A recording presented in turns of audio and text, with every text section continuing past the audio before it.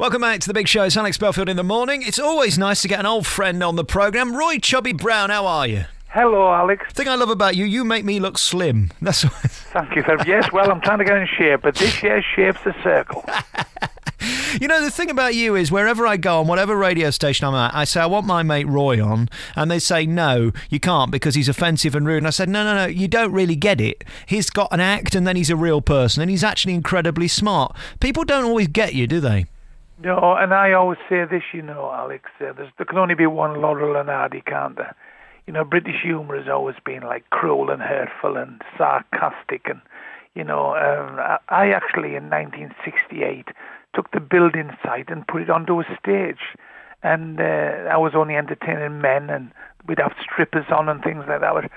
And then the men were going home and saying to the wives, we've just seen this comic, he said this and he said that. And the wives were saying, well, why can't we see him? We have babies, we know all about sex, we swear, we don't hit our thumb with a hammer and say, dearie me. So they said, well, that got back to me through my management. Yeah. So we started putting up big signs saying, if you're easily offended, stay away. And that's the thing, it's horses for courses. What annoys me about new comedy is that they now say, for example, Frankie Boyle, oh, he's modern and being ironic. But if you'd have said the same things he said about Katie Price's disabled son, you'd have been front page on the Sun, you'd have been undrawn and quartered. There is a double standard right now, isn't there? There is a very double standard. It's the modern comic gets away with lots. See, comedians are people who have a choice. Now, when Madeleine McCann went missing, I wouldn't have said anything. My heart was broken like everybody else's, and I was looking round to do something for the family, not be sarcastically bloody involved with Mickey taken. So you know, we all have a choice. Frankie Boyle has a choice, unfortunately, and his choice is one of anything goes. With humour, why we're laughing, we're not fighting. That's his attitude, which is good in some ways and not in others. And he'll say anything about anybody. And even I, as Britain's most controversial comedian throughout the 70s, sometimes have to cringe. Oh God, how did he get away with that? You know. Yeah. I had you on my programme when I was at Capital Gold, and it ended up in a documentary that you did, which tried to show the real Roy. I see it repeated from time to time on E4 and things like that. Does it bother you at night when you lie in bed that some people just think that you're a moron that says anything, when in fact you're a classical pianist and a very smart guy?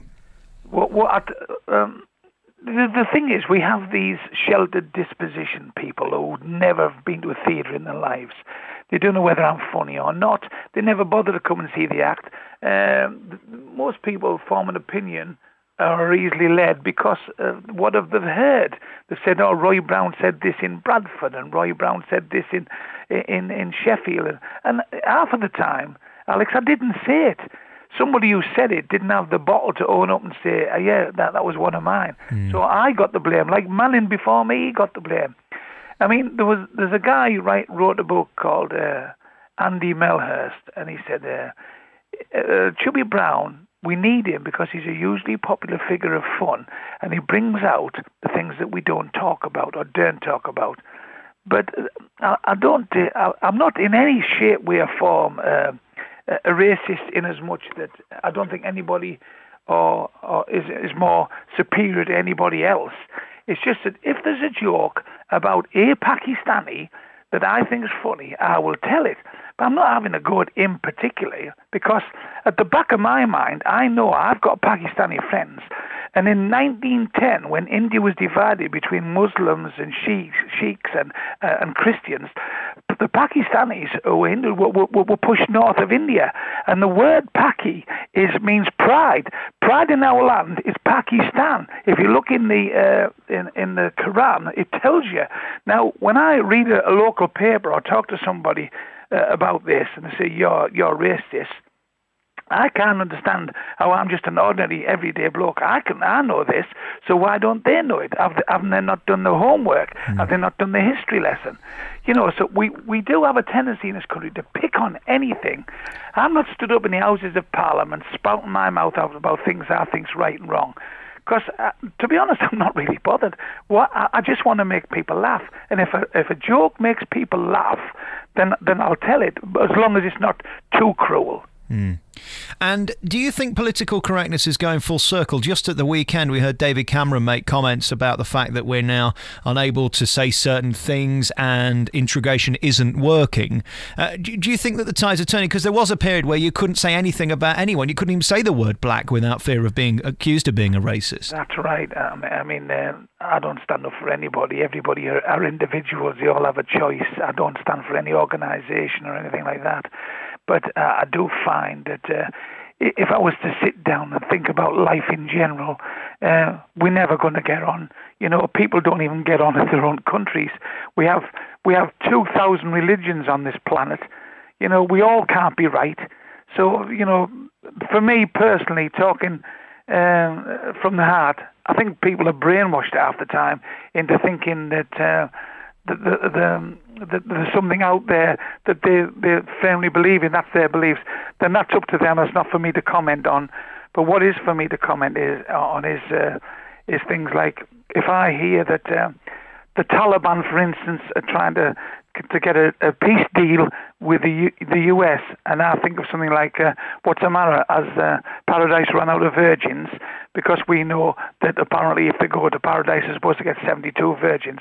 That to me is a humorous line that makes me laugh. It's got nothing to do with the fact that I believe in Islam or anything else. It's just a funny line that I would use because I thought it might make people go, did you hear what he said?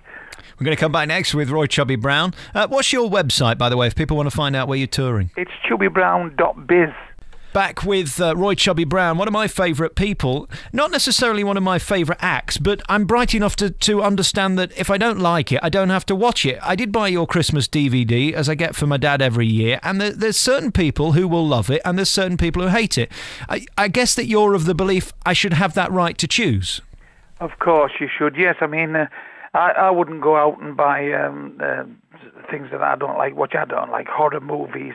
And, you know, maybe I'm a little bit sensitive in that department. I sleep with the light on, and I'm a bit squeamish about blood. I don't like casualty and stuff like that. It's hospital things always put the willies up me. So, I mean, I don't watch things like that. And if you're watching a comedy tape, you don't laugh out loud at home, do you? You put a DVD on, and you think, that's clever. Yeah. Oh, that's funny. Oh, that's other. But you don't sit there going, you just don't do that. So when you come to see somebody live, you're caught up in that atmosphere. Now, can you remember on Channel 4 when they did a documentary about Manning and said he was a racist on stage? Yeah, he went to India, didn't he? People on that in that room were caught up in the atmosphere of drink and strippers, and he went on and he got away with murder because he was in. It was a private room. You know, you didn't have to be there if you don't want to be. It's like my room. We are in my room. There's a poster there saying to you, come on in and have a listen. If you don't like it, there's your hat and coat. Just go. But coming in the room, this is a private thing. Where I'm not offending anybody. I'm not offending people on the outside because they don't know what's going on in the room. So you're of the belief then that you takes your chances, you takes your risk. We all know what Roy Chubby Brown does. If you come through the door and you've paid your ticket, then you know what you're going to expect, and that's it. You don't even try and defend what you do. If people are prepared to pay for it, which they have been, let's face it, for over 20 years, that's their choice. I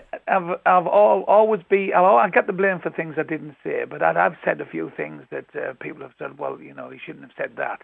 You know, I mean, I had 25 or 30 gags about Lady Di when she passed away, but I waited 6 months until the dust had settled. I didn't do it the day after. But it's interesting, there's a whole load of people like you. For example, Joan Rivers did a gag about 9/11 a few days afterwards, and some people said, well, it was inappropriate. Other people said, actually, it's the first time we've laughed. It's a difficult balance, isn't it? It is. I saw Joan Rivers live in New York about 20 years ago, and she did a routine about a woman going to the toilet. Now, I just felt a bit sick about it. It was just a bit like, it wasn't, to me, it wasn't funny the way she did it. And if it had been funny, if Tommy Cooper had done it, I might have fell off the chair.